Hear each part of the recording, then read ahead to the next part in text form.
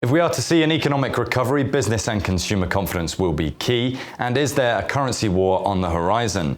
We'll talk about this and more with Bob Mason from FX Empire. This is The Week Ahead.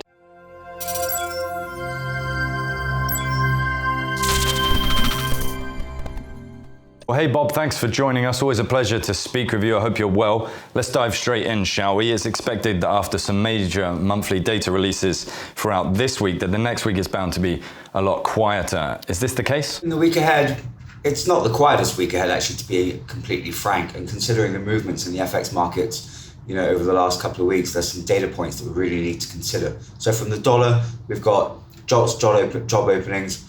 More importantly, inflation figures. We've seen market sensitivity to inflation pick up over the last, set of numbers from elsewhere, including the Eurozone.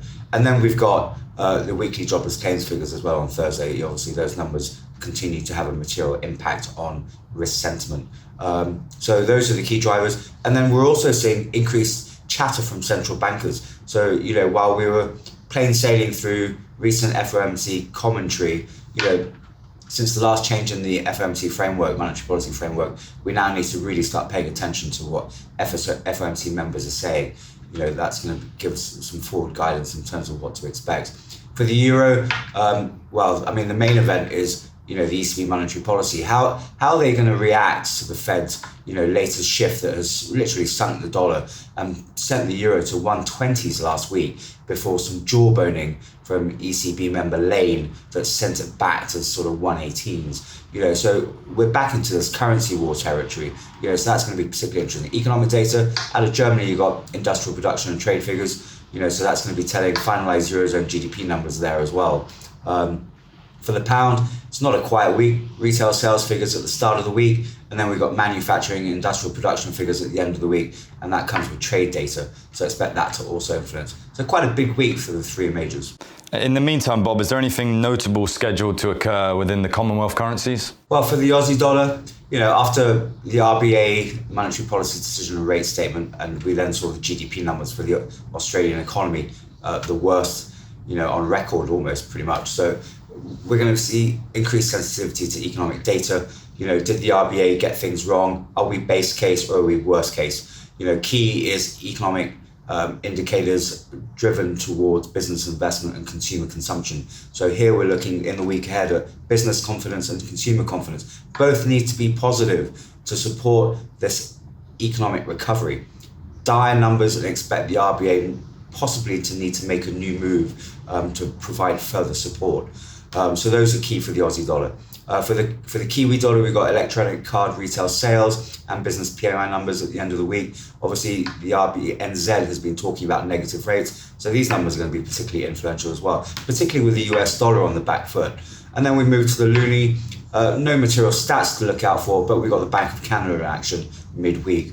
No one wants a strong loonie against the greenback, so will there be some jawboning there to at least bring that back to sort of 132, 133 levels? Obviously demand for crude, there's some uncertainty there with the economic recovery hitting speed bumps. So plenty to look out for in the week ahead. Monetary policy is a big one.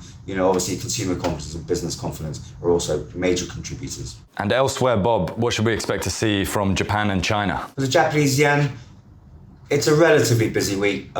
It's all sort of stacked up in the first half of the week. However, you've got household spending figures and finalized GDP numbers. GDP numbers, well, we know it's not great, so we're not going to be expecting too much from that. Household spending, we're going to need some pickup there, to support any hope of an economic recovery, which at the moment just seems non-existent for the Japan and Japanese economy at least. Shifting across to China and the Chinese yuan, well, you got trade data and inflation figures.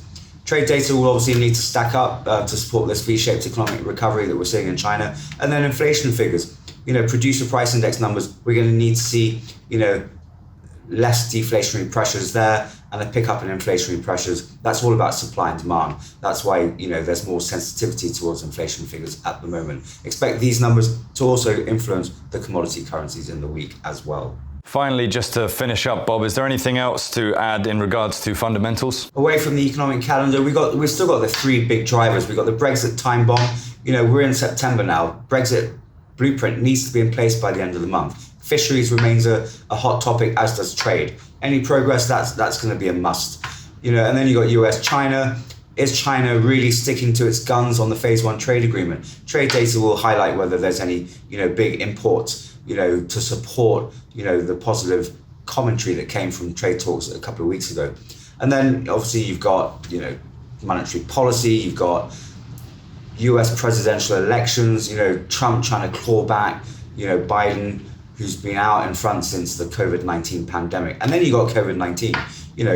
Markets are brushing things aside at the moment on the hope of a coronavirus vaccine and effective treatment. If this doesn't come through before the presidential election, things are really going to heat up for Trump, and he could be facing the barrel in terms of the chances of a second term. So there's still plenty to look out for. It's the summer's over, so traders are coming back, and there's a lot of downside risks that remain, that could send the markets into a hissy fit. Fantastic stuff. Thank you very much, Bob. Always a pleasure to speak with you. Look after yourself, and we'll speak again very soon indeed. And thank you everyone for watching. This was The Week Ahead. Join us again next week for the next week ahead.